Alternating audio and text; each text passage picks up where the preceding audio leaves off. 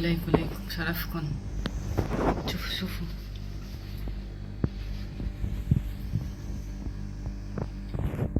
بنصحكن تجربوا هالطريقة، واكيد يعني حتصير ادمان عندكم، حتبطلوا تشتروا من برا شاورما. بطريقة كتير سهلة، مكونات موجودة بقلب البيت، بتحضروا اطيب شاورما بالبيت. كملوا معي الفيديو للاخر لتعرفوا شو عملنا وشو حضرنا، كيف حضرنا هذه الوصفة. وصفتنا اليوم كتير سهلة وطيبة كتير. انا عندي هون نص مسحب دجاج، بدي اقطعه شرحات. ليكوا كيف انا جايبته، هو شرحات اوكي، بس انا بدي اقطعه زيادة، يعني بدي اقطعه هيك. هلا لما يكون مثلج بيساعدكم اكتر. هيك شرحات رفيعة، شايفين كيف؟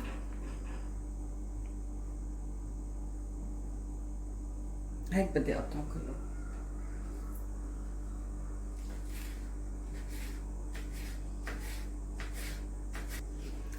هون بعد ما خلصت تقطيع الشرحات المسحب، هلا بدنا نحط التوابل. عنا هون نص فنجان حامض معصور، او تقريبا بمعدل حامضتين. عنا زيت نباتي او زيت زيتون.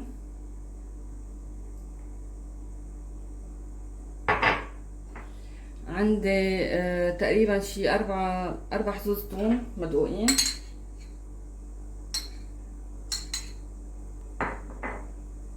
بدي احط لها صلصة طماطم او صلصة بندورة، تقريبا معلقة ونص صغيرة.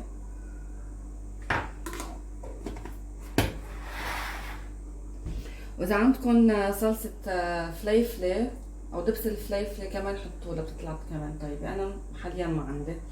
هلا بنجي للبهارات. عندي معلقة ونص ملح، معلقة صغيرة كمون، معلقة بابريكا. اذا في عندكم بابريكا حلوة او حرة انتو حرين، انا حطيتها حرة، نحب نحن الحر. عندكم معلقة ونص توم بودرة الثوم. عندكم معلقة ونص كزبرة ناشفة او بهار الكزبرة يعني. عندكم هون هذا فلفل اسود، نص معلقة فلفل اسود، ونص معلقة قرفة، نص معلقة كركم، ونص معلقة جوز الطيب. اوكي، هول كلهم بنحطهم.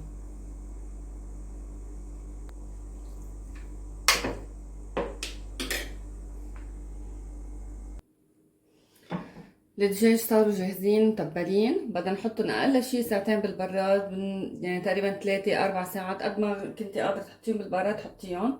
واذا فيكي قبل بنهار كمان، قبل بليلة تتبليهم تحطيهم تجهزيهم لتاني يوم تكونوا جاهزين، بيكون احسن. كل ما يعني ضلت الدجاج بالبهارات كل ما اطيب. هلا صار وقت القلي. بدي احط معلقة سمنة، كتير بتعطيها نكهة طيبة للشاورما. فيكن انتو زيت زيتون، فيكن زبدة، فيكن زيت نباتي، عادي اللي بدكن اياه، بس انا حبيت حط سمنة بتعطيها نكهة كتير طيبة. نبلش ننزل الدجاج.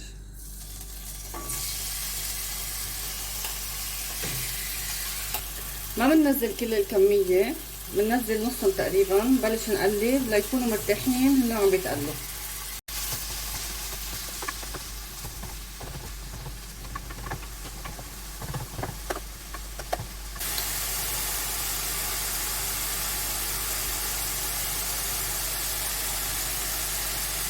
بدي نقي قطعة شاورما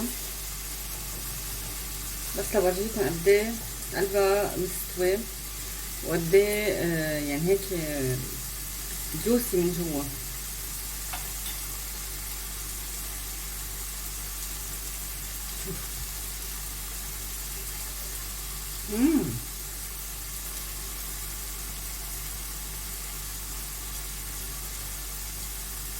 اول شي بدنا نحط الثوم،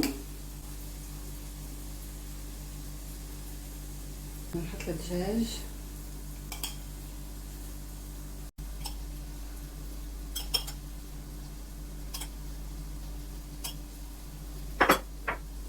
بدنا نحط الكبيس.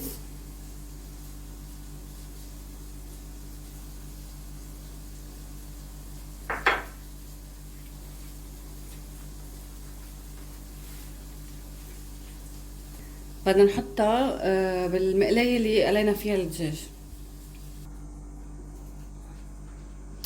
ليكو هاي بعد ما حمصتها على المقلاية، هي ذاتها المقلاية بتحمصوها هيك وجه قفا.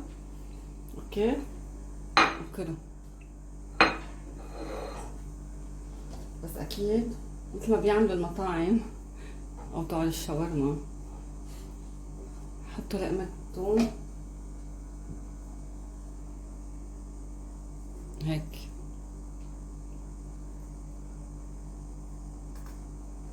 وصحتين. بتمنى الفيديو يعجبكم، ما تنسوا تعملوا لايك وشير وسبسكرايب. باي.